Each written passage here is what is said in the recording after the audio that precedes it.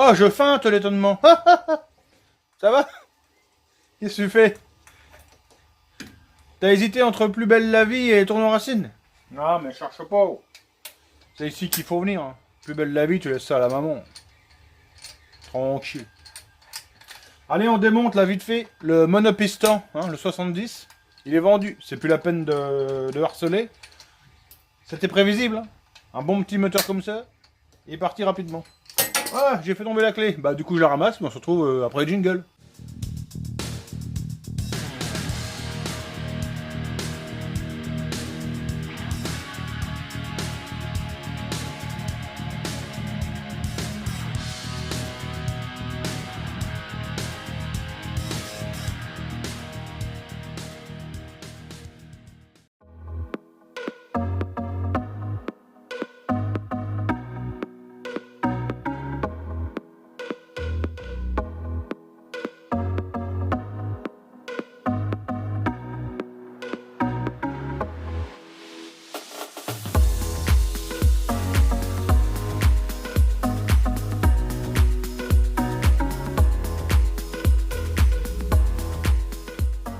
On le voit, hein, c'est vraiment nickel. Alors le plot hein, qui paraît un peu dégueulasse comme ça, mais c'est vraiment, tu vois, ça s'enlève vraiment au chiffon, c'est de lin brûlé.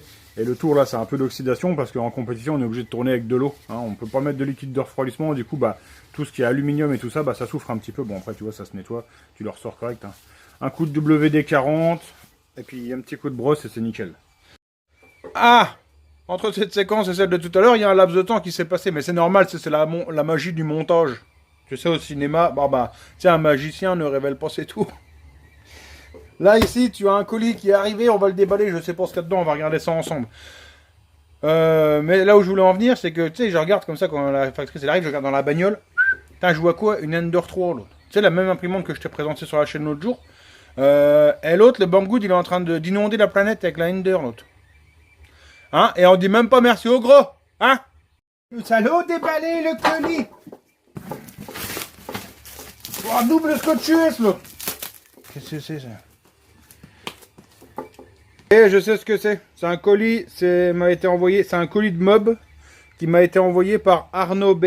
Bon, c'est pas forcément celui que tu crois. Donc, par contre, à mon avis, il y a des t-shirts. T'as oublié des t-shirts dedans. Parce que ça doit pas être pour moi qui m'a envoyé ça, des t-shirts Maxi Scoot. Je vais mettre le colis dans l'étagère des trucs qui sont pas pour tout de suite. Petite mèche là de Bobby. Bon, tu nous en parles de ton piscine ou quoi? Bon, allez. Alors, le vilebrequin, on va regarder le vilebrequin en premier. Donc voilà à quoi ça ressemble un vilebrequin de bicylindre. Pas mal de bruit ambiant, tu m'excuses, hein, les imprimantes tournent à plein pot, comme d'habitude, hein, c'est pour vous faire vos poupées là.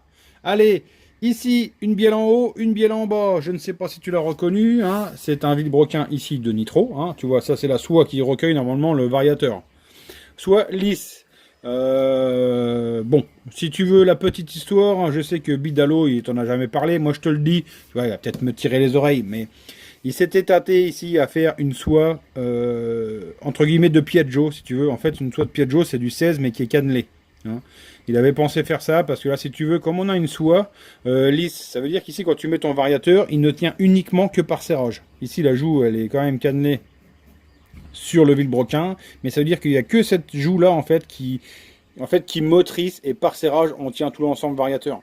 Alors que c'est vrai que si tu as un vilebrequin type Piaggio, tu es engrainé non seulement ici, par la joue fixe, mais tu es aussi entraîné à l'arrière ici, hein, par, tu sais, l'espèce de, comment dire, la plaque d'appui de galet en acier, tu vois, tu comprends? Donc tu es entraîné par deux endroits, plus le serrage, donc c'est quand même un peu mieux. Bon, c'est pas fait, pourquoi c'est pas fait? Pour la simplicité, parce que tu t'achètes le machin, tu mets ton vario de nitro, terminé, ça monte dessus. Alors, ici, donc, tu vois toute cette partie-là, c'est un classique vilebrequin de nitro.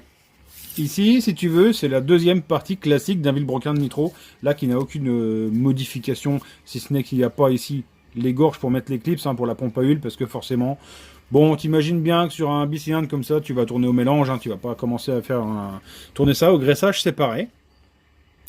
Donc tu le vois, rien de spécial. Et ici, voilà la partie un peu spécifique du bicylindre, c'est en fait toute cette partie-là. Donc ici, deux roulements qui sont assez classiques. Hein. Et ici, un labyrinthe. Alors le labyrinthe, en fait, c'est ce qui va nous remplacer grossièrement les joints speed Villebrequin, parce qu'on n'a pas de joint speed, tu vois. Et pour pas que la pression d'un cylindre, quand le piston la descend, ne vienne pousser dans l'autre, ici on a un labyrinthe. C'est ça qui nous crée l'étanchéité, en fait, entre les deux carters. À l'intérieur, ça je vais te le montrer sur un petit dessin 3D. C'est pas en fait deux soies de Villebrequin qui arrivent au milieu et qui sont, comment dire, qui seraient sertis sur une bague. Non, non, non. Ici, on a une partie mâle et ici une partie femelle, ou inverse, hein, je sais plus dans quel sens c'est. Et en fait, on a une soie qui rentre dans l'autre masse, si tu veux bien. Hein. Donc, c'est pressé et terminé. Donc, pour démonter ça, je vais pas dire que tu n'as pas d'autre choix que de l'envoyer chez Bidalo, mais presque. Un jour, si tu as besoin en fait de maintenance, le plus simple, tu prends ton vélo, tu l'envoies chez Bidalo, et puis Arnaud, bah, il s'occupe de ça. Hein. Il te fait tout ce qu'il y a à faire, éventuellement les changements de bielle ou les changements de déroulement de Villebrequin et ou ici hein, de la pièce centrale qu'on appelle le labyrinthe. Tu vois, c'est pas très compliqué. Alors, je te montre quand même ici hein, une coupe, un plan de coupe sur un dessin 3D. Tu le vois. Donc ici, tu vois clairement hein, le maneton enfoncé dans la soie du second Villebrequin. Allez, maintenant, on va regarder un peu comment est constitué le carter hein, central. A few moments later, plus tard. Mais attends, il s'est planté, l'autre, il a pas la caméra dans le bon sens, ce bestiau. Tu le vois ici, le carter central. Alors ici, on vient centrer avec des pions de centrage, mais essaye de suivre quand même. Allez, ça, tu vois, c'est la partie inférieure du carter. Et dessus, tout simplement, tu viens refermer ici bah, avec la partie supérieure du carter. Bon, je ne vais pas le fermer parce que c'est le bordel à rouvrir. Voilà, donc tu le vois, et c'est notre carter central. Et donc, à l'intérieur, tu imagines bien que vient observer une rotation de notre Villebrequin. Attends, je vais te le mettre du bon côté, parce que si je le mets à l'envers, je vais me prendre la remarque. Ah, t'es gros, tu l'as mis à l'envers, t'es un sacré... Voilà. Alors, ici, tu vois, tu as un clip qui nous sert, en fait, à caler le Villebrequin directement à sa place. Il ne peut plus bouger. Attends, je vais essayer de pas tout niquer. Voilà, tu vois, ça tape la lue, j'aime pas ça. Donc tu vois ici, tu as un clip qui vient nous empêcher, le Villebrequin, etc., de bouger. Donc tu le vois, là, il est placé à sa position définitive et il peut plus bouger. Du coup, tu l'as compris, tu mets du produit d'étanchéité, hein, de la pâte à joint, et tu viens refermer ton carter central. Voilà. Et là, c'est terminé. La suite, tu l'as certainement compris, c'est pas très compliqué. En fait, c'est les éléments de série. Tout simplement, ici, tu vois l'élément de série, un côté pot d'échappement hein, sur le nitro, qui vient se mettre forcément côté allumage. Et de l'autre côté, bah, forcément, le côté variation qui vient se mettre de l'autre côté. Donc, pour monter un bicylindre, il te faut tout simplement un jeu de carter d'origine, de nitro ou Oveto, et l'intercarter Bidalo. Ça comme ça, l'intercarter Bidalo, bon ça a un coût quand même, hein. Ça vaut le morceau, si je raconte pas de bêtises, 1600 balles. Par contre, 1600 balles, ça se monte, hein. Tu le mets, tu le vis, ça fonctionne. Par le passé, hein, on a eu une multitude de montages, une multitude de préparateurs ou fabricants exotiques qui se sont lancés hein, sur la fabrication comme ça, de bicylindres avec des carters taillés masse ou pas, des Villebrequins accouplés de manière... Enfin, tout a été essayé en fait, il n'y a jamais rien qui tient. Il n'y a que cette solution-là qui était vraiment fiable. Hein. Là, ça tient dans le temps, il n'y a aucun souci.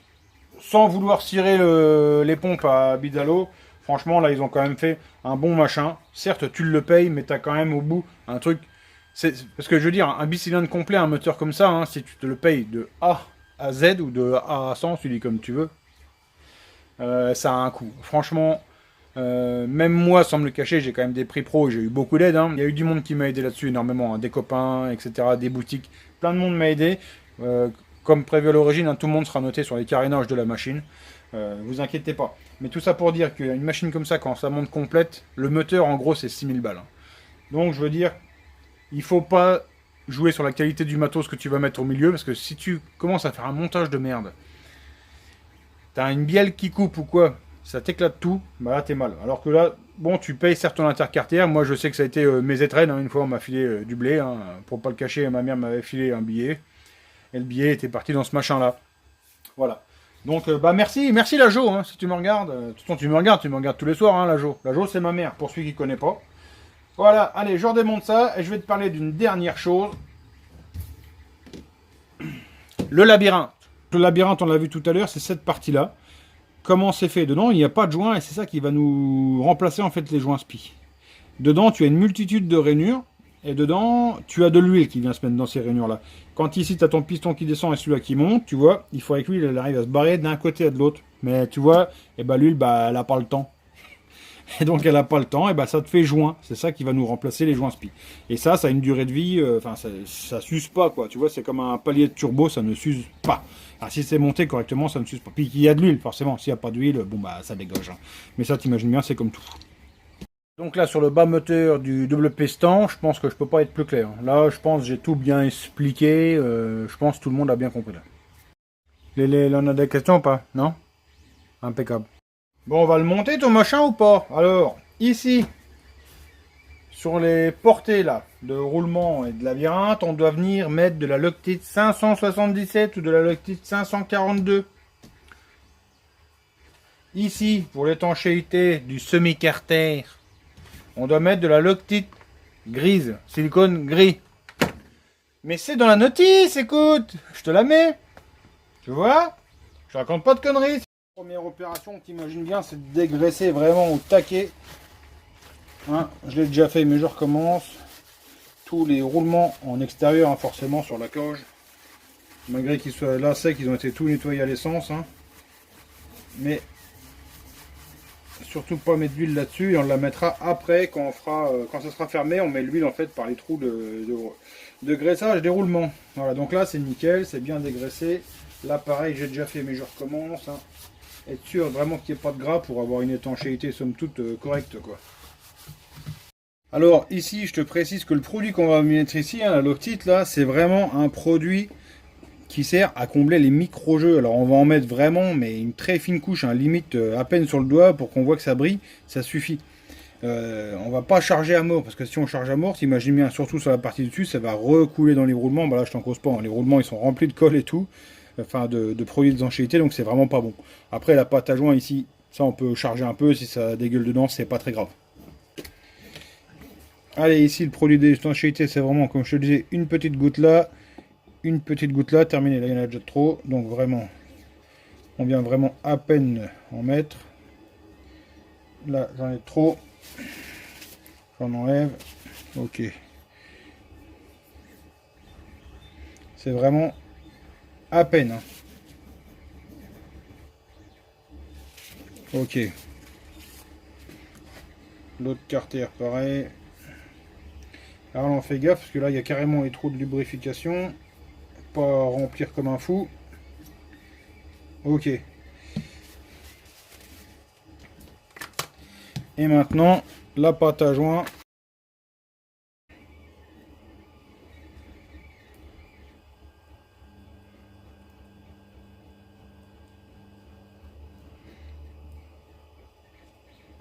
Alors, pareil, j'en ai mis trop.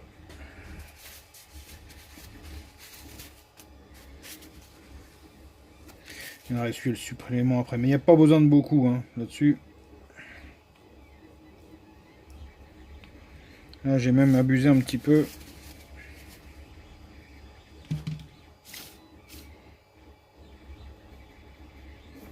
Donc là, je viens essuyer le bord hein, pour pas que ça, quand je serre, ça vienne, excusez-moi le terme, dégueuler dans le centre du carter des deux côtés. Voilà, ici, ça c'est bon. On voit, il en manque. Là, j'en ai enlevé en gros un millimètre, un bon millimètre même. Voilà, là c'est bon. Et là, je peux refermer. Donc forcément, j'essaie de pas me tromper de sens. Hein. Ça va dessous.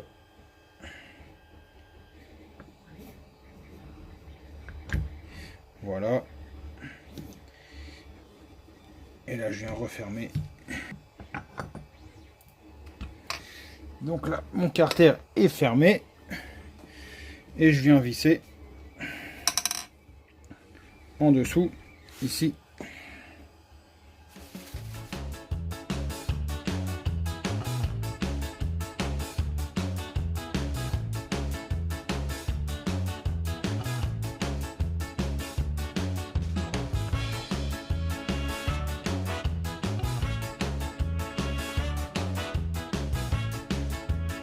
Pour les puristes, les vis de 7 1,5 kg. Les vis de 6 à 1 kg. Ici, tu vois le bourrelet de pâte là, de 1 mm et demi en gros. 1 mm, 1 mm et demi. Et bien tu comprends pourquoi qu'à l'intérieur j'ai essuyé en fait un bon gros millimètre où j'ai enlevé la pâte. C'est pour que quand je serre, bah, la pâte arrive à peu près au bout du plan de joint, mais sans venir combler mon vilebrequin.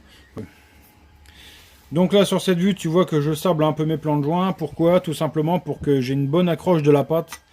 Parce que quand c'est sur du matos tout poli comme ça, la pâte à joint ça tient pas super bien.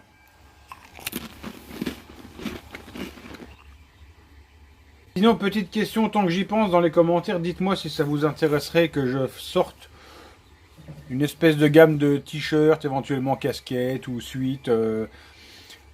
On m'en a souvent parlé, je m'interroge de plus en plus sur la chose, donc dites-moi vraiment si ça vous intéresse, si vous êtes vraiment chaud pour ça. Après, si c'est pour se décarcasser, on en fait, hein, et puis que ça vous plaise pas, c'est pas la peine. Donc bah, j'attends votre réponse dans les coms, allez-y, bombardez-moi, vous me dites wesh, vas-y gros, ça me plaît, tu m'en mets 10. Ou tu me dis bah non ça me plaît pas, laisse tomber ton machin, tu te le fous hein, sur l'épaule. Allez, je vous remercie tous de m'avoir suivi, je vous souhaite de passer une bonne soirée, on se retrouve bientôt pour une prochaine vidéo. Ciao, bye.